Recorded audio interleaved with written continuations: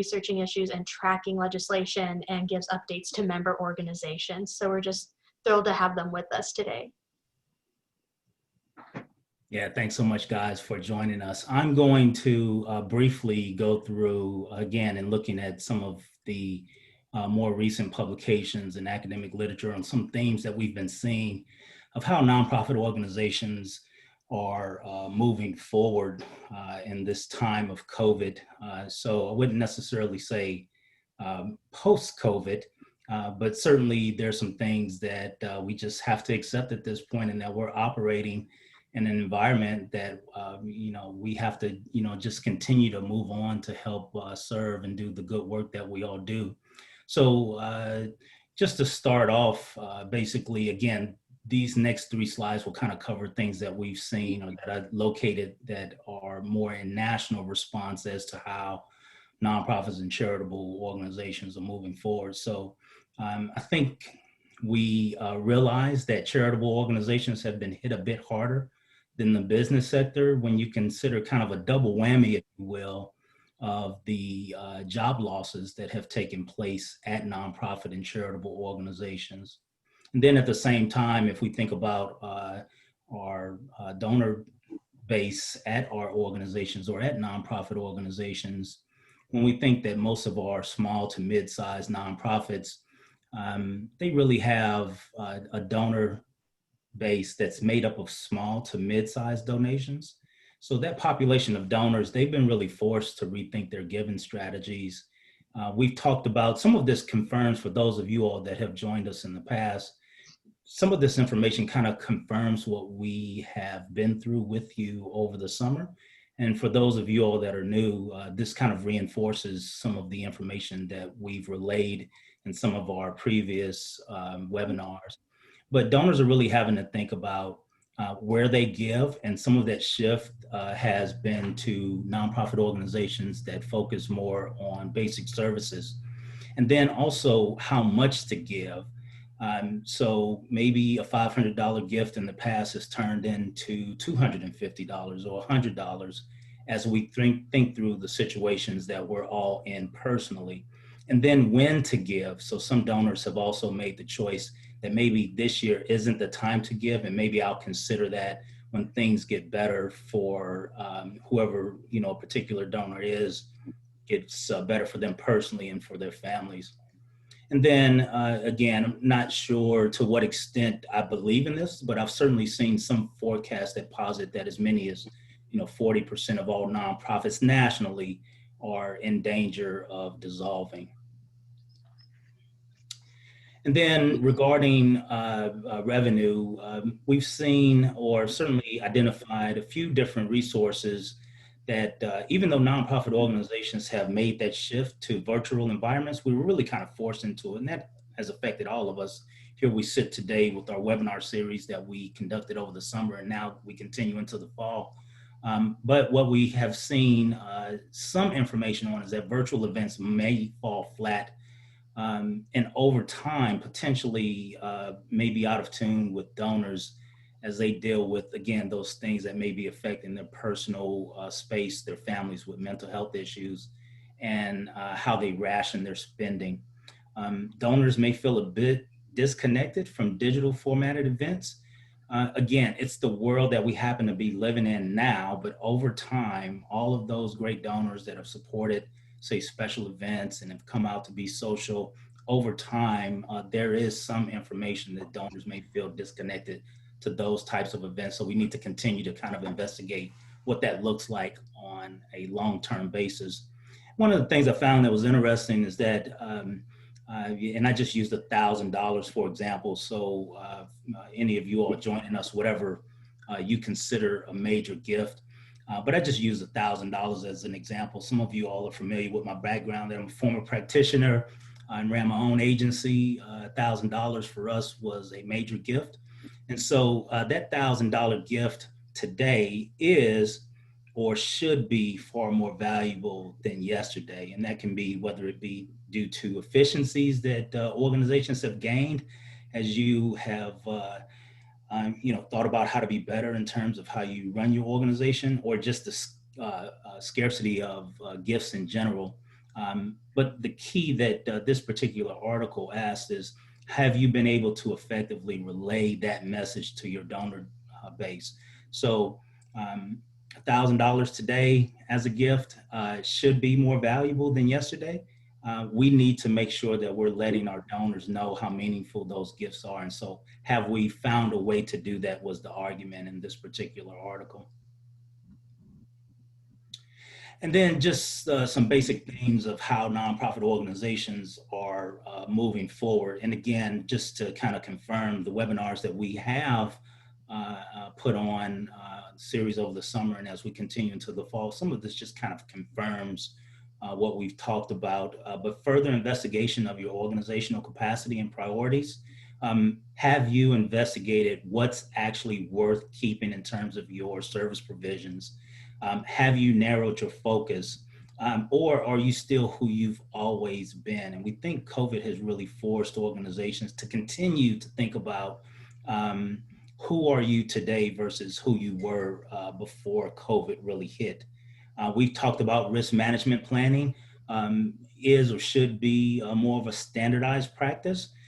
We've certainly advocated for risk management plans in the past, but I'm unsure that we really put a global focus on it. So in this particular article, basically the premise was, who would have thought that a virus that started in China would have effect on all of our operations, whether it be nonprofit or the business sector here in the United States. And here we sit today continuing to discuss how COVID has affected our operations. Another article that I found was pretty interesting was, if you've traditionally relied on volunteers, which we know many nonprofits do to advance your mission, nonprofits need to prioritize how you recognize their efforts in this environment. So the sense there was is that they tended to put a lot of focus on, we've done social media campaigns to let donors know how much we need their money. For our organizations that really rely on volunteers to advance your mission, have we done anything from a social media campaign, not just asking volunteers to lay back, but also challenging volunteers to step up to the plate with you in terms of the mission that they've been committed to? And how can we, again, use volunteers in this environment to really push forward in terms of our mission that we're looking to advance at our organizations? Another one that I found pretty interesting was that businesses are looking to recast their corporate social responsibility efforts with nonprofits who have meaningful ways to engage employees who are now working remotely. So this was something that I can't say that I really thought about, but it was interesting from the standpoint of we tend to establish these relationships with corporations, but have we relayed to corporations that we know how to engage their volunteers? So again, the premise of this particular article was, businesses, corporations are only really looking to work with nonprofits that have a way that can truly meaningfully engage their employees who are working from home now. So I'll stop there. And I think Nicole has some slides to get to, and we'll certainly field more questions as we get toward the end. Yes, thank you. I would like to talk a little bit about how our particular center, as well as the Brazos Valley, has responded and reacted to COVID-19. So one of the first things we did was we launched an initial survey in April of 2020, this with the help and a bit of collaboration with a few other centers in the country, especially University of San Diego. So that was conducted over about 2 to 3 weeks in April, and we received about 90 responses, keeping in mind that this survey was just for the 7 counties in the Brazos Valley. When we got these responses, we used what their concerns were to decide what webinars we were going to offer over the summer to try to tailor it to these leaders as they adjusted. So we have the findings from our initial survey here, and I just want to briefly go over them because you can find these on our website, on our center webpage under resources, but it's worth rehashing what the main findings were. So when we initially conducted the survey, keeping in mind it was April, it was still very freshly impacting the Brazos Valley, we saw that 20% of nonprofits were working more than usual because of the pandemic, and there was an increasing pressure and demand for services.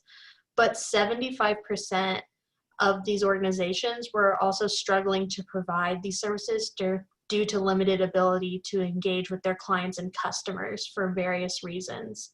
All organizations were struggling to adjust their service strategies and adapt new techniques and sustain operations, keeping in mind this was also the time where a lot of people here included, we were thinking in 2 months we'll just offer this online because surely it will be over by then.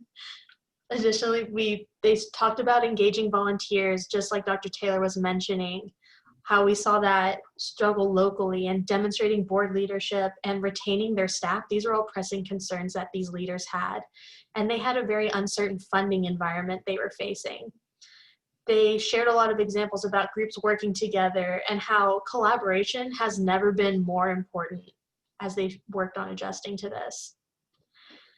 After we collected these responses and had several webinars, we saw a continued demand to keep trying to assist the local sector as much as we could. So we distributed a second survey in mid-June of 2020 with about the same amount of responses, still within the Brazos Valley.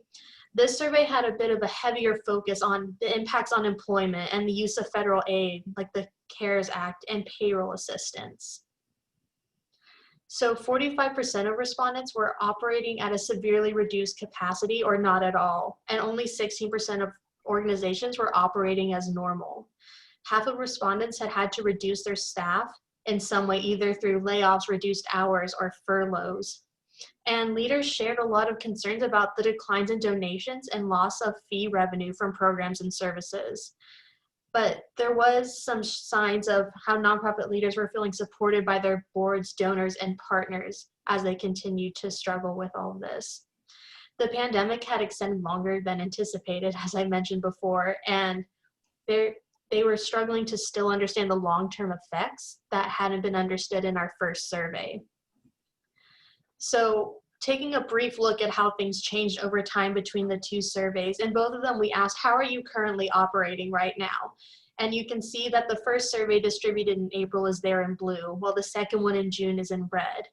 So you could see that the initial amount of organizations that were operating to a greater extent settled somewhat. There was that increased need, but as we saw, this was a longer term situation. Nonprofits kind of found their way back closer to normal. There was still a good chunk operating to a greater extent. However, and you saw that as well with some of the organizations not operating at all. A note to have about this is that the organizations not operating at all varied a lot by the type of organization. So while initially some human service organizations weren't operating, a lot of them have come back to work. However, arts and humanities organizations have continued to remain closed, and they made up for about half of the people that said they weren't operating at all. Another interesting question to look at and how it changed between the two surveys. In the first survey, we said, how concerned are you about each of these areas? And then in the second survey, we asked, what have you actually experienced? And we looked at how the initial reaction faced up with the actuality of the situation. So you could see that while there was a lot of concern about things like laying off employees or the inability to pay rent and mortgage, the people that actually experienced that were a lot lower as they continued to adjust to the pandemic. So what is our center going to do moving forward? Obviously, we're continuing to offer webinars through the fall semester by continuing to listen to what leaders need. And we're keep using this survey to understand the current impacts on the Brazos Valley nonprofit sector. We're working with a lot of local and state partners to best support the sectors, whether it's guest speakers on webinars or getting various input. And we're also communicating with state agencies and groups to assist in regional and statewide surveys and reports. And that's where I'd really like to bring in Sarah and Ashley, who is working on one of these initiatives and have actually already done a survey. So I'll hand it over to them. Great, thanks so much, Nicole. I'm gonna go ahead and share my screen. Get us started. Yes, so yeah, we're just going to kind of quickly highlight some of our statewide survey that we did in partnership with One Star Texas. And hold me 1 second. I'm having a little technical issues. There you go. Yeah, we just wanted to highlight today quickly what kind of the statewide survey that we did. What were some of the key findings wrapped into this report that we recently released. We also included some regional highlights, including this survey that Nicole shared more information on. And so I want to, before I do that, I want to make sure my slides are advancing. My computer seems to not be advancing. You guys see that? Okay, thanks. All right, got it. Just to give you guys a little bit of background, this really, our goal with the statewide survey that we did was really just to highlight the challenges the sector is facing, and hopefully get us to start having a better sense of what those challenges are, but even also opportunities for improvements. So again, we're just going to quickly share more about this report, including some key findings. And with that, I'm going to pass it on to Sarah to give you a little bit more background on just the survey demographics and what we included. Awesome. Thank you, Ashley. And I want to just give a huge shout out and thank you to Nicole and Will and Kenny for inviting us to do this. It's been a total joy and pleasure working with Ashley on this initial report, and it's even better now to bring Nicole and team in the mix on the next steps that we take, which we'll tell you more about later. But this first report was a really incredible opportunity for us. We hosted a survey jointly from late March through May of 2020, a statewide survey. And during that time, we received over 450 responses from nonprofit workers representing diverse communities and areas of focus from across the state. And 130 of those responses came from the human services sector alone. So things like foster care, child care, counseling, financial coaching, the types of basic needs that we know so many in Texas right now are really needing. Meanwhile, while we had our survey open, just like the Bush School Center in the Brazos Valley region had their regional study going, across the state, a lot of local capacity building organizations were doing just the same thing. At least 8 that we've found, regional and local surveys were being conducted by local capacity building organizations, hoping to figure out what was going on with the nonprofit sector in their communities to figure out how they could best support them. So when we pulled this report together, we really wanted to make sure that it not only highlighted the findings from the respondents on our survey, but that we helped pull together and find similarities and differences across the number of surveys that were also being conducted. Yeah. So it was, great. So it was, it was pretty clear, looking at the regional surveys and the statewide survey, we did that, the Texas nonprofit organizations and the communities they serve have really been severely impacted by COVID-19, and really they expect that the impact is really going to just increase further as the fallout continues. I think that's, we're getting that sense from folks already in follow-up conversations. Additionally, it's clear that the nonprofit sector needs some additional support right now, including from our state leaders, the business sector, and other funders. And we almost work together to really address some of those immediate needs, but really that long-term impact that we know is going to be that the sector is going to face. So now we really just want to highlight some key findings under some specific framing we had in our report, which we'll share a link to at the end of this presentation. And those areas really that we highlighted and elevated some key findings and were around mission impact, workforce revenue, operations and sustainability, as we really wanted to make that case that nonprofits are employees too. They're being infected. They have a bottom line that they need to meet, and so we really hoped with this report out that we could really make that framing pretty clear. And so first, I want to highlight some of the findings related to mission impact. Our statewide survey found that most Texas nonprofits are providing direct support to those impacted by COVID, and are really stepping up to do more. I think that's a pretty important message to make and to put forward to state leaders. It's clear from the survey results from the survey that the center has done and other regional surveys that nonprofits, they're nimble, they're flexible, they can respond quickly. And again, that's another important point we want to be making to state leaders. And as Ashley mentioned, and we've been saying, the nonprofit sector is a huge employer in this state. 1 in 8 jobs in Texas are directly tied to the nonprofit sector. We have over 106,000 nonprofits. So when we're talking about impacts to the sector, we're talking about impacts to Texans. And what the survey really found was that nonprofits across the state are struggling with staff and volunteer availability and retention.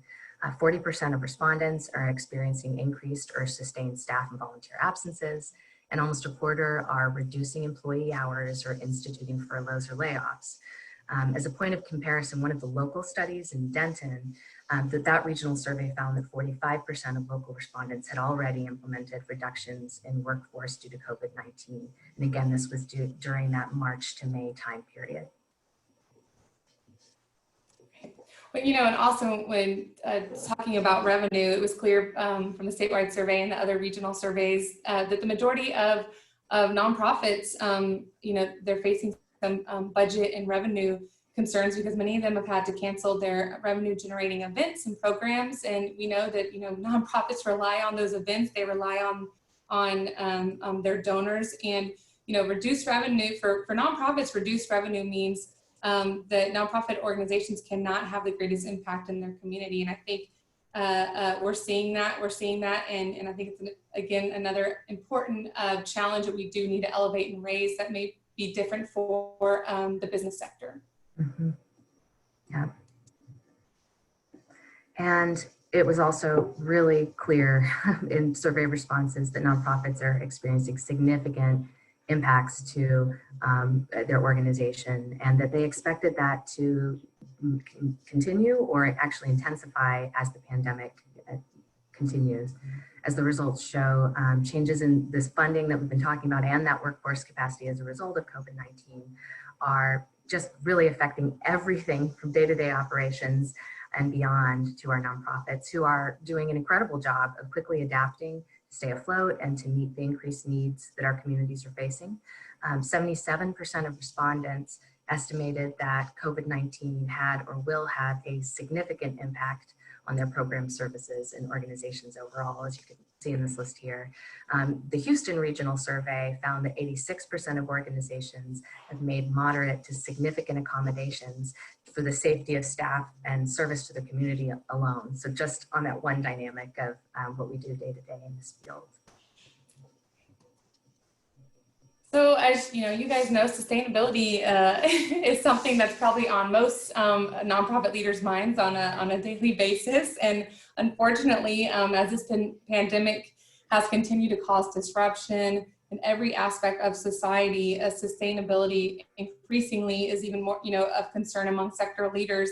You know, I think this was a great, great image to have, to where you can see some of those differences and strength and support that our nonprofit organizations across Texas have, and how you know, sustainability concerns can maybe vary across different areas of the state. This is one area I think all of us are really interested in exploring more, and what those differences are in various regions. Because my apologies when I started today's conversation to not give you a little bit of background that, you know, this is a really important piece, as we have been really over the last year have been working to really tell that economic impact story of the nonprofit sector, the economic impact of the sector on Texas.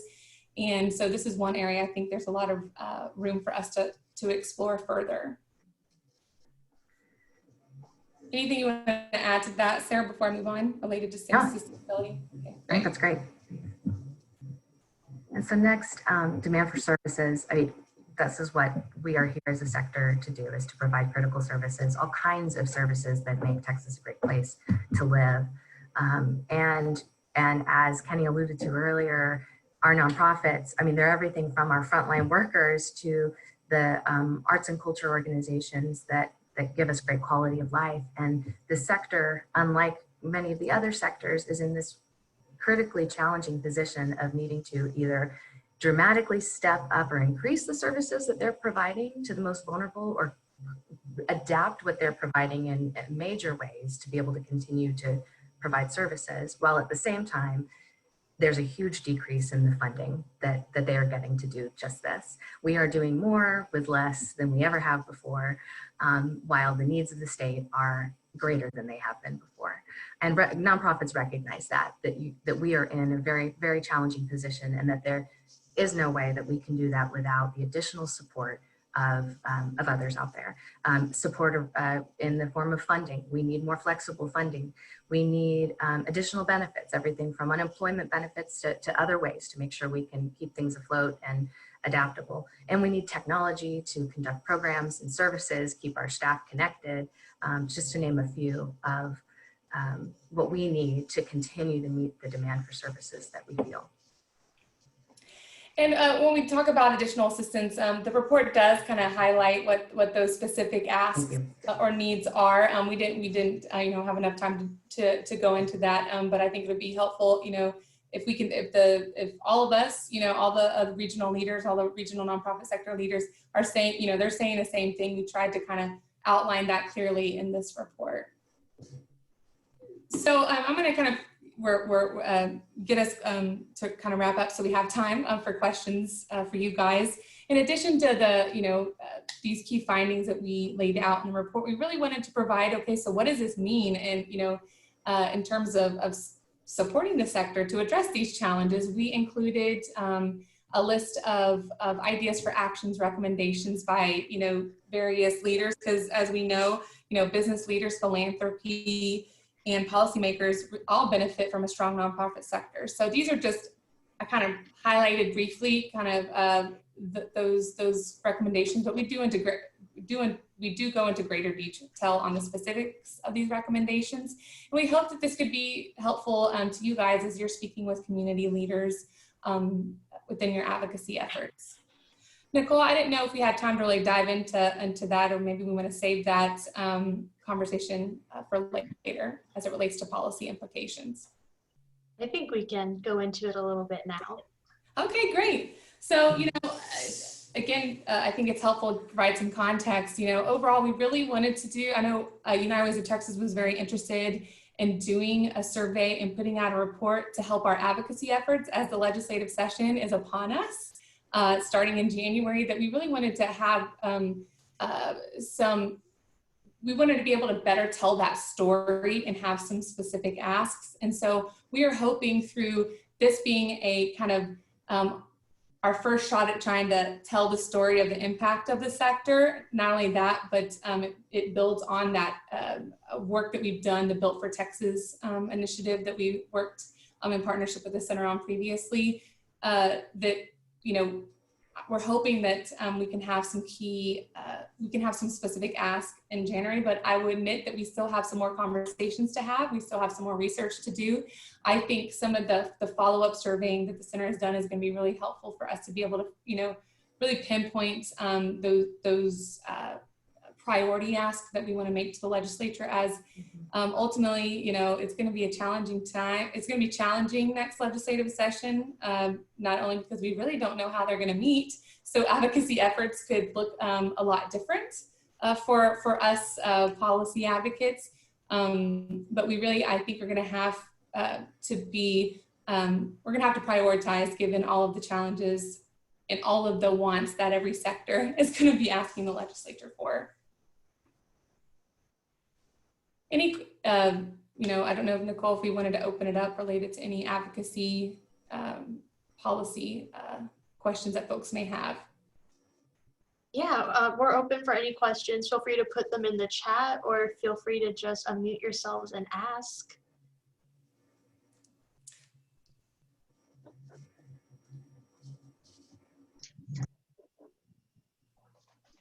One thing I would be curious to hear from folks is the way that they're engaging volunteers. That was one aspect that came up in the report, and the way people are or are not engaging volunteers. I'd love to hear some of those thoughts, stories, or reflections on that. It's just one idea.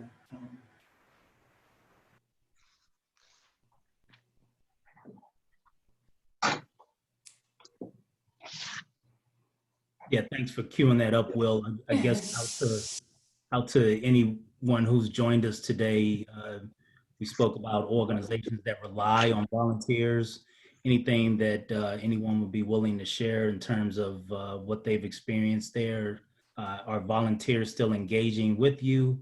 Have you found it harder to engage volunteers? Or in alignment with what I tried to queue up, have you found unique ways to engage volunteers that have deepened their relationship with your organization and your organization's mission?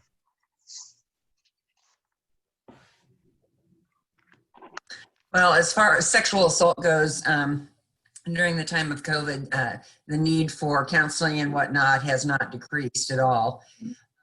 We have worked very well virtually as far as meeting with clients, group activities, that type of thing.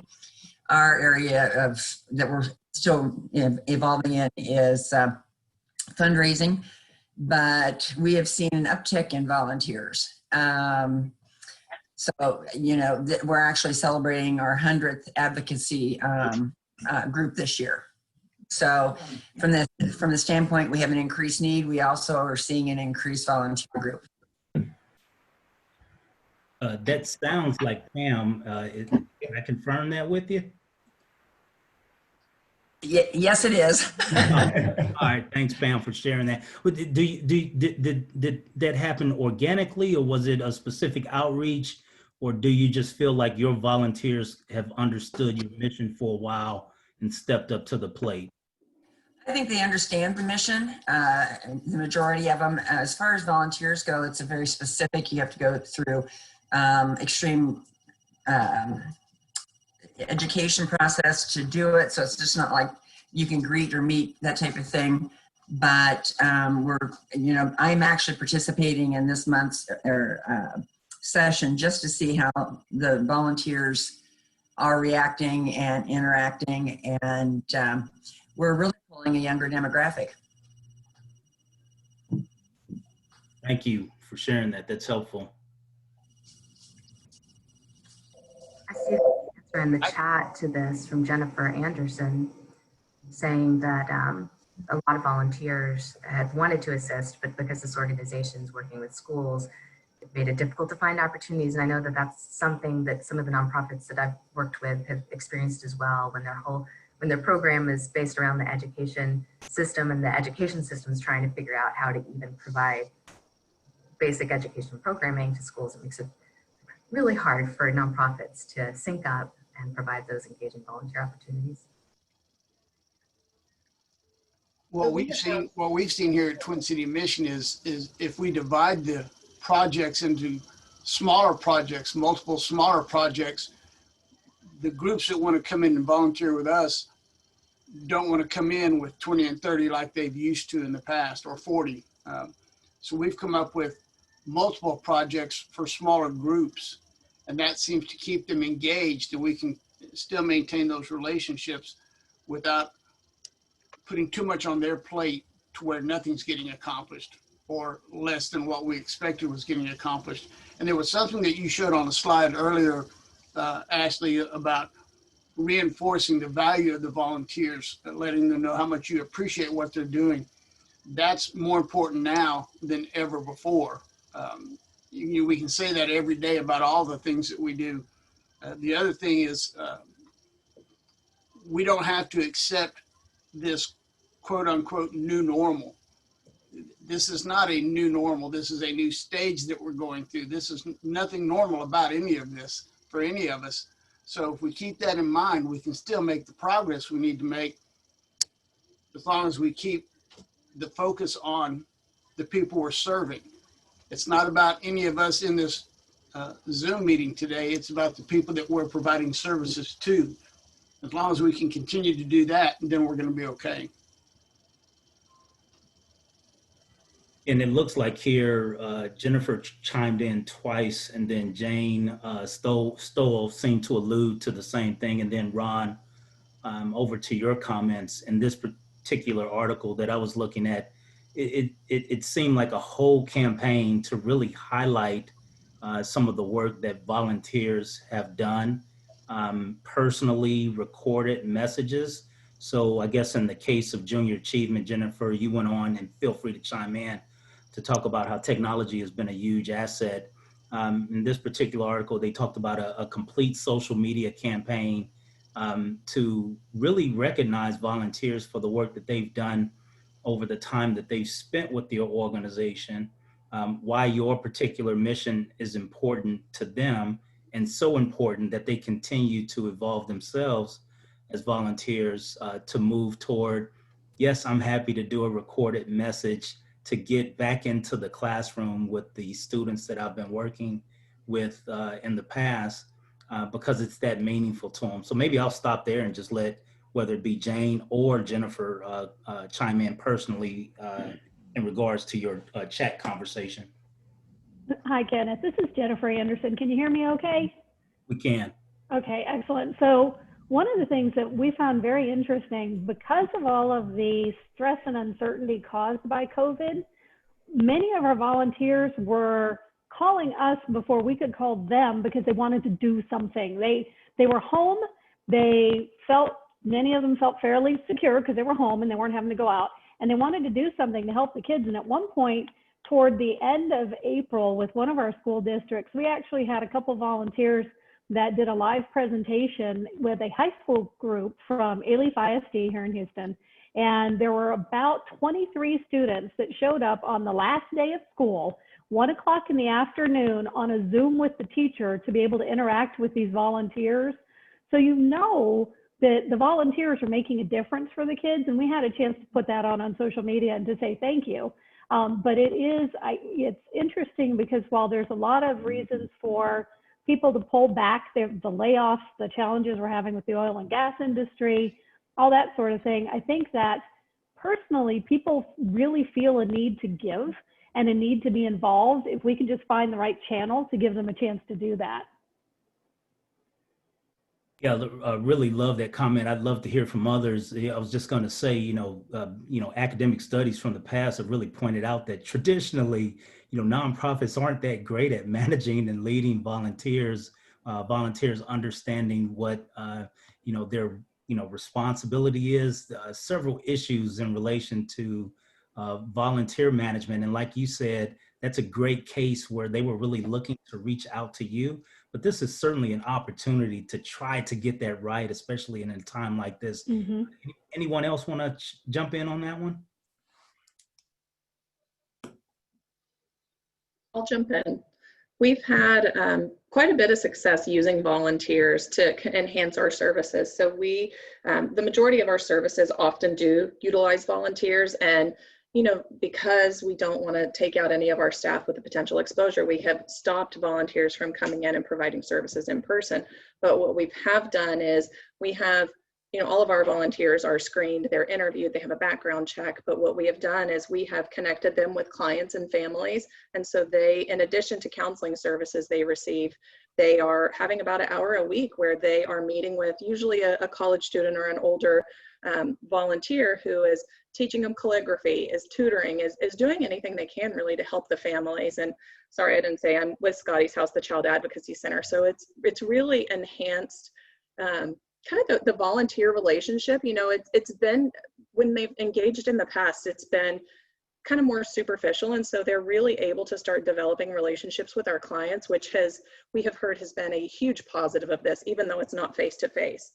One thing we have been hesitant to is to bring volunteers back in to our facility, because they are a large part of our volunteers tend to be the college age, which right now is where we're seeing a huge spike in cases locally. So that is something we probably won't do for a while. I think for us, we always are trying to help them understand the value, because not only are they making those connections with the kids that we serve, but they have a dollar value to us, because we are able to use those hours that they are providing as match for some of our grants. And that's huge. And so helping them really understand that while it's free, there's no money changing hands, there is that monetary value attached to them. One thing that we are struggling with, and I think we're probably not alone, is we have fundraisers that everybody has, like everybody else, we've had to cancel them, but looking to the spring and hoping we can have something. Our labor is volunteers.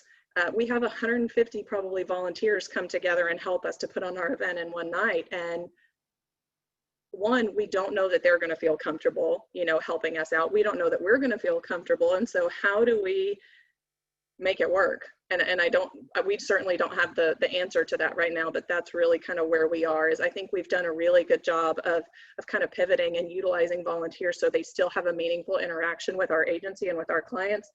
But then how do we kind of get that bonus from them later on?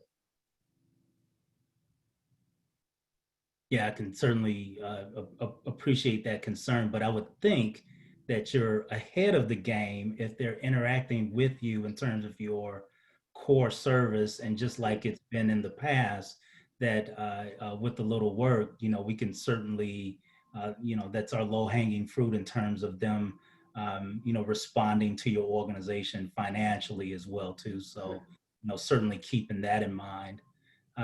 One other piece I guess I'd be interested in, since it seemed to stick out a bit as we were putting this together, is any folks who are with us today that have had relationships with businesses and corporations, have they further engaged with you, disengaged some? The relationship feels good and solid, or has backed off a bit? Anyone have something there to share for us?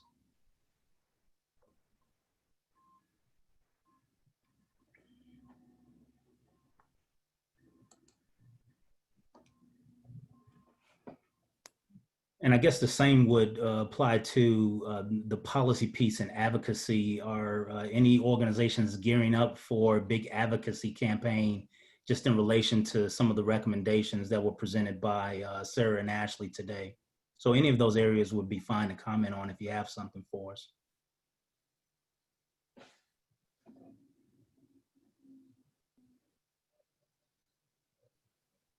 Well, on that, I would say that we hope that, this report and some additional surveying that we're going to talk about, hopefully before we wrap up today, we hope that will be helpful in your advocacy efforts, even if it's just educating, your elected, your community leaders, your elected officials on what those challenges are and what those opportunities are. And so, look out for some more specifics that we may be putting to the center so they can get out to the network as it relates to some specific policy asks, especially as we're gearing up for the next legislative session. So don't think you have to do that work alone. We're here to be a resource for you on that, especially given that it's, I'll be all things Texas legislature probably starting in the next month. So happy to be a resource to you guys. But again, we really hope that this information, the regional, the survey that the center did is, in my opinion, a great advocacy tool and resource in your work. And we encourage you to share that, share that type of information broadly with key leaders in your community. And I don't know, I just want to make sure that the group had information on where they can download the report. We encourage everyone to go to the txnonprofits.org/COVID for a link to the full report. We're really proud of this. Sarah and I are really proud of this report, and we hope that it will be helpful to you in your own work. And with that, I want to talk about just some next steps that we have with this work. Sarah, if you could maybe just quickly share what you do with this.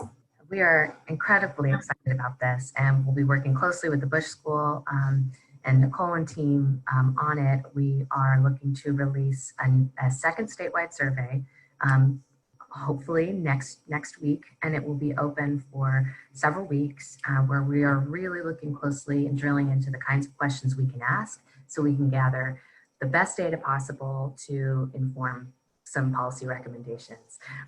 Volunteers. And if I may add Sarah to that, the second survey really is our intent to really show what those differences, so maybe some disproportionate impact the pandemic has had on the sector across the diverse regions of Texas. We have some assumptions, but we really look forward to exploring that more. Yeah, and not just regional differences kind of all kinds to organizations that are new versus well-established, to organizations that are large versus small, issue area type, all kinds of differences that we might see. We're also going to be asking questions about volunteerism. How many volunteers have you depended on? What impact or change have you seen to volunteerism, as well as changes to your ability to employ your staff, to provide your services, and a whole slate of questions. And what's most exciting about this report is that we're doing it in partnership with many local and regional capacity building organizations, just like the center here. So we're bringing everyone together actually later this afternoon to talk through this survey so that we can provide data to regional partners, and we can both push some great statewide information and reports out after this in December, but also our regional communities, our local communities have data and information that can be very useful to them in the work that they're doing. So we're very excited about that, and we really encourage you to stay tuned. I'm sure that our team here at the Bush School will be helping us publicize it. You can also find that information on texasnonprofits.org or at United Ways in Texas website, or ours at One Star Foundation. And yeah, please stay tuned.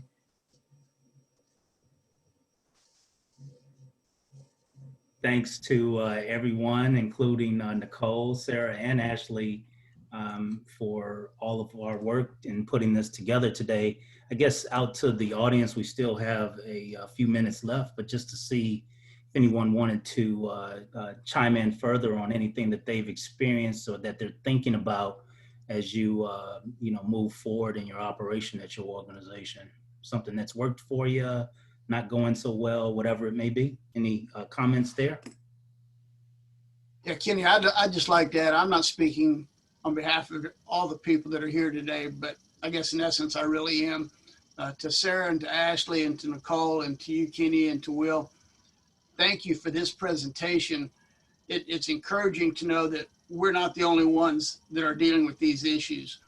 I think all of us to some extent are finding new battles that we weren't prepared for, and we have to move beyond what we've always done. This is giving us that opportunity to do so, and these type of presentations are encouraging to us because it lets us know that we've got a nonprofit family out there that's dealing with the same stuff. So on behalf of Twin City Mission, thank y'all for what y'all did today and what you're going to do with the next round of surveys.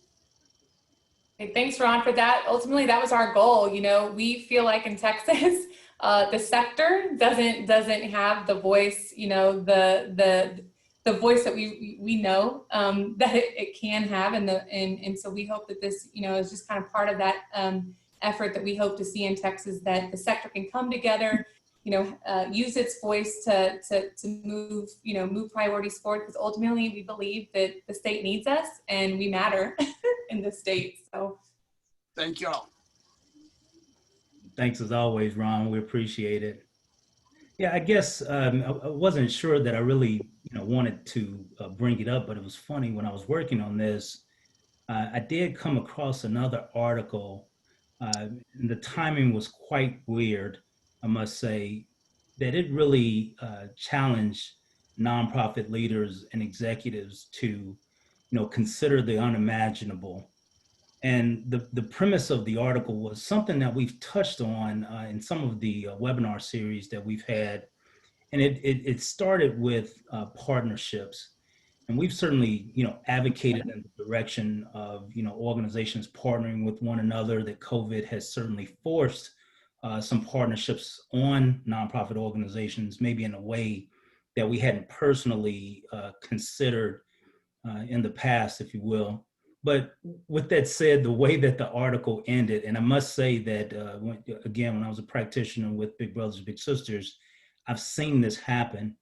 But the premise of the article was, imagine that our jobs as nonprofit leaders is to go out of business. And if we were to eradicate those things that we commit our lives to and our mission to, what would that world look like? And the article basically ended with, if as a nonprofit leader that there's an organization who is doing it better. And I'm certainly not advocating in that direction, but I do certainly want to say that this is something that I've seen personally from a friend who was a mentor, that he realized when it was time for him to transition his organization to someone who was in better position to take it to that next level. to partner with another organization to where he, in this case anyway, stepped out of his role. But this particular article was, I'm not sure that that's quite a national theme, but as I reflect on the partnerships that have been forced upon nonprofit organizations in this environment, as I reflect on our general advocacy for partnerships and working with other organizations that have similar missions, and that's of course with respect to the particulars of everyone's mission. I guess I would say that that was something that just kind of popped up at the right time, and something I wasn't sure that I wanted to mention in this environment.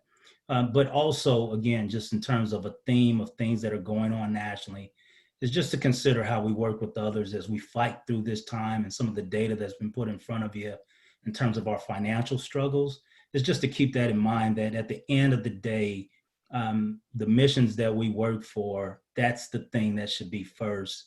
And hopefully it won't come to where we see a significant number of organizations dissolve. But at the end of the day, is just to consider, are there ways that we can partner with, work with, and even go out of business if we need to better serve those that are in need in our communities, wherever they may be. That all said, I think this might be a first. We'll give you back a little bit of your time, with the exception of if someone has any final thoughts. Anyone from the team over at the Bush School, Sarah or Ashley, or anyone else who's joined us today. And if not, we thank you as always. We appreciate it. Good to see you guys as usual. Thanks, everybody. Good session. We'll plan to see you next week.